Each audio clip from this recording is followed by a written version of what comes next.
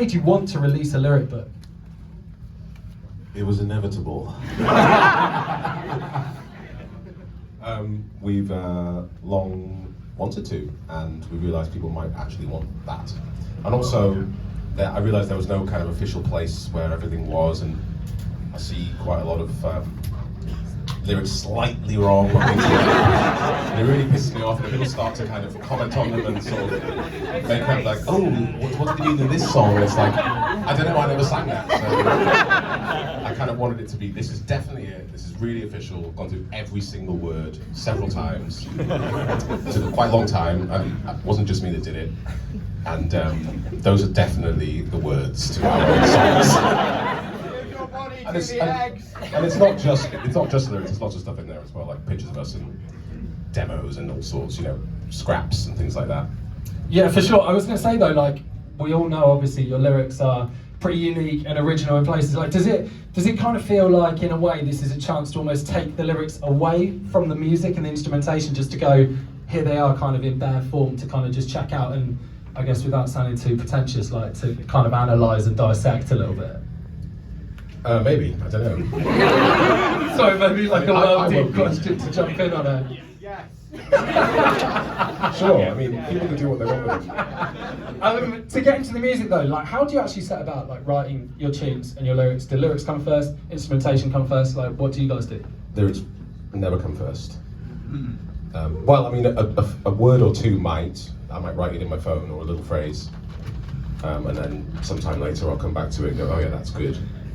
So I guess you could say that was written before the song, but I wouldn't ever write a melody before I've written a chord sequence, for example, or a rhythm, because I hate the way that feels. You can always hear it. Manic Street Preachers do it a lot, because one of the bright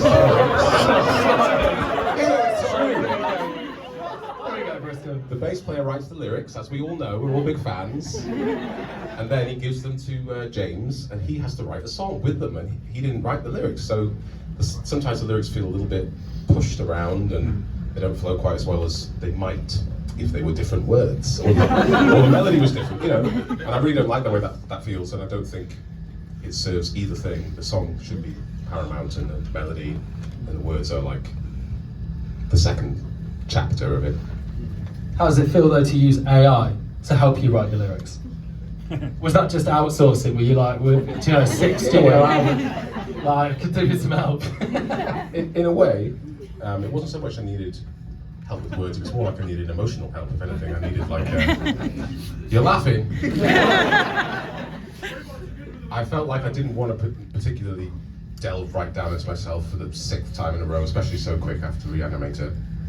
And I thought, well, I'd like to see what a computer does with words. Can it move me with these really unpoetic things? I did put some poetry in as well, but I put the least poetic things I could, and then linked in. And then I thought, if I can find meaning in this, then, you know, what are words?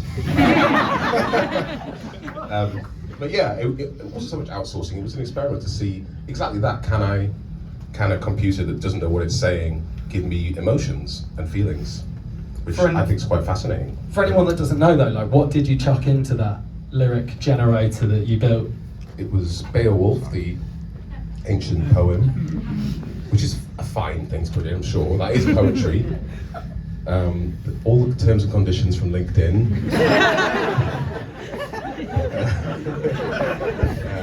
The sayings of Confucius, which again, no problem there. And loads of, like, a few 100,000 comments from 4chan, which is a very, very bad place. Chatting editorially though, like, when you embark on a project like this, obviously, as you can see in the book, there's so much to go through there, not just lyrically, like in terms of all of the bits that you guys referred to as debris, that you can kind of check out in all of the pictures there. Like, how do you go about embarking on that project and pulling that all together? It was horrible, wasn't it? It was like dragging up old, like, Reviving old hard laptops. drives, and it It was good. It was good. It was good. It was good. Well, to be honest, we didn't think we were going to have as much debris in the book as we did in the end. We kind of thought it was going to be a lyric book, and then Decoration. yeah, and then sort of we gave Faber, who did the book with us, bags of like a laundry bag of Laundry like bag. physical stuff we'd been collecting over the years, and then I was like, and here's like loads of gigabytes of like the digital stuff. And they got a bit kind of like, oh, there's loads. It's 400 pages now. Yeah. So we kind of learnt on them a bit with what to choose, but we kind of wanted to. We didn't want it to be a purely lyric book because we thought it might be a bit dry. And actually, our band, like, there's quite a lot of like wit, I think, in it and in the lyrics, and you know, we don't take ourselves that seriously. So we wanted it to reflect the vibe of our band. What do you? No, I agree. The laundry bag was a bone of contention. I think we really pushed the publisher to the fucking brink. Get your money's worth. Yeah, we need to get all that shit back, actually. Where are you keeping it all? Back in the basement. Where were you keeping it all? And has it been like a conscious thing along the line that you were like, you want to keep those things as like keepsakes and stuff, or has it all just? Like, it's been quite. It's all gone quite fast, and you just sort of get stuff from places, and you just shove them in a cupboard, and you never look at it. Or I didn't look at it. So it's a chance to kind of look back, which is something we don't really do. I don't think as a band, really. No, and it wasn't justified before. There's enough now. It would have been kind of self-referential to do it after 3 albums, 4 albums. Even after 5, it would have been absurd. So we're sort of prepared to actually pay some homage, I suppose, to what we've done with the last 15 years of our lives. Is there any particular debris in there that you found or went through and you were like, There's a that's an certificate. amazing memory? There's a There's certificate that we all got, Oh, except yeah. for Alex, because he would not participate. Which we all got for watching all of the James Bond films. In the back of the Back van. of the van. Not in one sitting, I must add. Who gives out that certificate? Oh, we made them ourselves. I was going to say. Touring is very boring. We're pretty cool. And it says Alex will not receive a Yeah, certificate. it says that on the certificate. And it's signed by all the Bonds. Not individually, it just says all the Bonds. We were in Aberdeen when we finally completed the task, and we went to the co-op and bought like martinis for ourselves, and we just like a jar of olives, and it's fucking horrible. The other stupid thing that we found in the book was that we put in a rider from ages ago, and we thought, oh yeah, we'll let people see what, you know, it's on our rider. And then we noticed there was this typo, and it said 48 crates of beer. Still, fuck it, we'll leave it at it. I haven't done the maths on it. What's 48 times 24? Anyone? Loads. Lots. Loads indeed. Even we Absolute can't drink shitload. that. How has your rider changed over the years? Did they actually? 158 was that? 1,100. I was going to say that's definitely wrong maths if it's just A touring party of about 14 sometime. No, and I don't think Did we they threw it actually away. deliver? I think it Did was they optimistic. deliver? That would be so good, wouldn't it? If you rocked up and there weren't actually 48 crates of beer. How are we going to The do manager this? at the time was not a detailed guy. He kept putting a roast chicken on the rider, and we kept taking it off. I just really wanted it. How much are you guys involved in like the graphics and imagery of your band? Yeah, we are pretty Control cool. freaks, I've realised over the years. Yeah. All the book was, you know, we had a total say in every page of the book, which I think a lot of bands couldn't be arsed with, but you sort of get dragged into these things. Naming no names. So we, you know, it's not like we just got someone else to do it for us. But yeah, like the album artwork, the new album artwork was basically you. And the preview. Yeah, sort of faffing about with AI stuff, with a designer as well. But yeah, we just like, it's not that we need to have control of it, but we just enjoy being involved. And We do a bit as well, though, because we don't like anything anymore. Well, yeah, we tend to just think other stuff is crap. We guys who tend to think everything's terrible until we do it ourselves. Yes. Quite a bad trait to have, really. It means the quality is always very high. Do you guys have much dispute between yourselves on it though, or do you find you're actually fairly? It takes ages. Yeah, right. We go around the houses for months. Yeah. Who's got the best ideas? It's really hard to say because we're all musicians primarily, so our attitude on what a good album cover is, is wildly different. But it has to feel like the record feels to us. That's the thing, which is very hard to, achieve. But yeah, basically you just said, "I'll do it," and we went, "All right, fine." Yeah, but what I was doing was generating images with AI, and it was a case of writing what I wanted to see, or we wanted to see, and press and go. It wasn't like I had to craft these images; they would just appear and appear and appear and appear. To thousands of them. Thousands and thousands and thousands of them. Yeah, something like that. And out of all that, they're all no, not the market book, but they're all on a Google Drive, which is groaning under weight. And it's like, do you want to upgrade? Do you want to upgrade? Do you want to upgrade? Please upgrade. And then from those 80,000, we picked one. How long did that take? A few months, really. Yeah. But we had time, and The I was designer doing was it pretty whenever I- pissed off with us by the end. Yeah. He was like, okay, guys, I think this is fine. Yeah. Yeah, I was actually well impressed with that because I was chatting to Faye the other day when we were talking about doing this, and they were saying, I was like, how long has this been going on for? Because this must I got sent the digital version before it came out, and it's like literally like you say, like 400 pages, and I was like, how long does it take? They're like, oh, I've been working on it since like November, Yeah. and I'm like, that, for me, like that would have taken so much longer than that. So it's pretty impressive. We that you basically pulled it. end up really annoying everyone that we work with, and most of them don't want to work with us again. That's what happens. That's why we went by ourselves, yeah. We had to self-produce this record because we just everyone else was like, nah, I'm not doing that again. But yeah, Alex produced the record. Yeah, wicked. Incredible.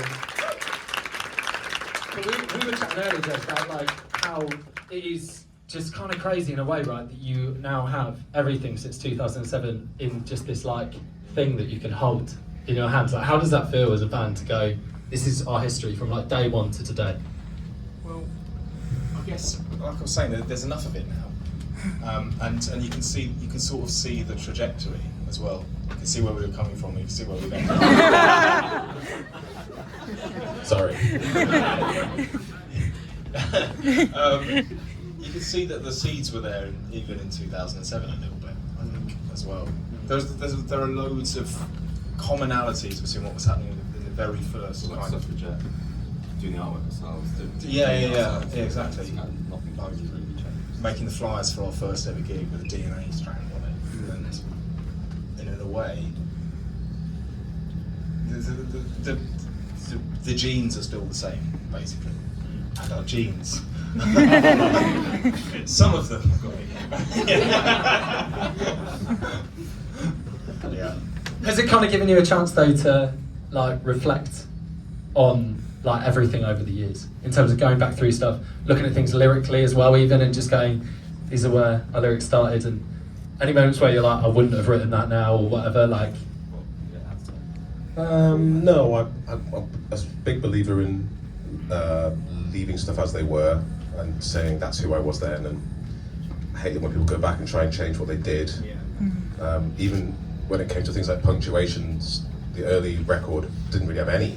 It was just because we'd given it to the designer from these like text files, and he'd just put it, and the style of Man Alive, the cover, the booklet was just, there wasn't any punctuation, it all just ran on, and that was just how it, that was just the official lyrics for that thing. Then all since they've been a bit more punctuated, and then I started to care less about it, and you can kind of see it happening. And then we got to this, and it was like, do we try and punctuate 2010 me, or is that the wrong thing to do? So decisions like that were quite hard, actually. Well, they weren't hard, but there's a lot of discussion about it, and we decided, no, that's what he did. It was kind of like trying to choose the balance between what it looks like on the page, so it reads as a piece of prose in its own right, versus what it does musically and rhythmically, because we had a lot of like headaches over whether it should read rhythmically according to how it's sung, or should it just read like writing out the number of repetitions even. You know, that's not consistent across the book because it's not consistent in how we represented it in the album booklets throughout the last 15 years as well. For sure. Turning attention to one particular page in the book though, page 37. I'm not familiar. Suffragette. There's a certain line, and I think a lot of fans were hoping that we might finally find out what the line is. It's I would hate there to be a printing error. Yeah, we didn't get clarification. Is there any chance between these four walls? It's there it's right there on the page. Right there on the page. We're not going to get it tonight, are we? I am delighted that we did that. What is on the page is correct. It's actually that actually is true. That is the truth. That is actually We've true. been authentic. Yeah. Did you ever think? Just can't read it. Did you ever think though? I can't hear it. You know, it is actually true. Did you ever think though that like? These 2 words superimposed. Yeah. Sonically and Giving away too much. Did you ever think though there would be moments like, I guess you kind of can't plan for that stuff, where you have just almost those like phenomenons that then you're like, oh my god, as a band we've got like a thing now. No, it's you lot that do that kind of stuff. You do that to us. No, we didn't think it, and then you just get people coming up to you and asking about it for years and years and years. Obviously, that's not the only thing, but. Well, when you made the record, we were in a kind of bubble, like we were in sort of rural Wales when we made that. So we weren't really, and also we hadn't made the record before, so we just kind of like didn't really think about what people would think or say or anything. We were sort of naive, which is what you should be, I suppose. But you didn't hear it yourselves. You went like, hang on a minute. There's nothing wrong with our hearing, so. We know what's on the track.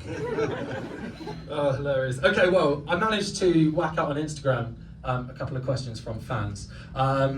First question, this is a banger, right? If you guys could go to any distant past, which would you choose and why? And that's from Ben Chipolla. That sounds like an Alex question. I'd probably go back and watch Frank Zappa live.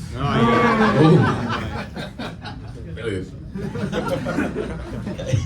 I would be straight back to prehistory, you know, watch cavemen and watch it. I mean, that's what the song is.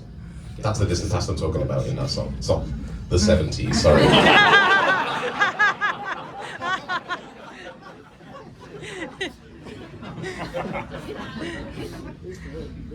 Yeah, I'd be back to the beginning of human life, see what was going on there. May as well go all the way.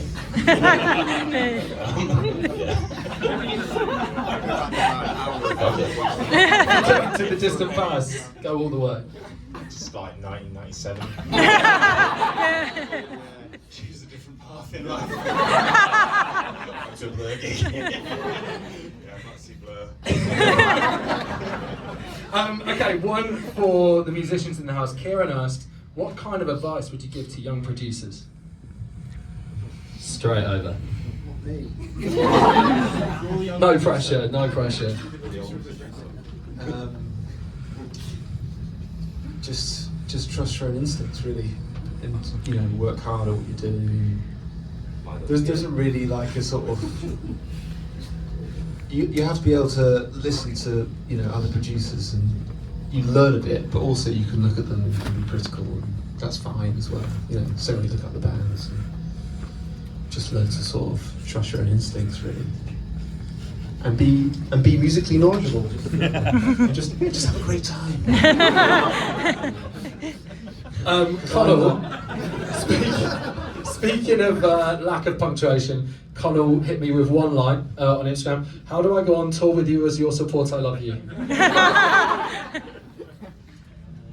Send us some music. Send some music. James Bond films in one sitting. Yeah, exactly. Got to get your bonds in. Show your true commitment. Rach asked, what music did you guys grow up on, and how much do you feel that's informed your sound now? Oh, it's a huge amount of quite diverse stuff. I suppose when we were teenagers, although we didn't, well, you two knew each other, didn't you?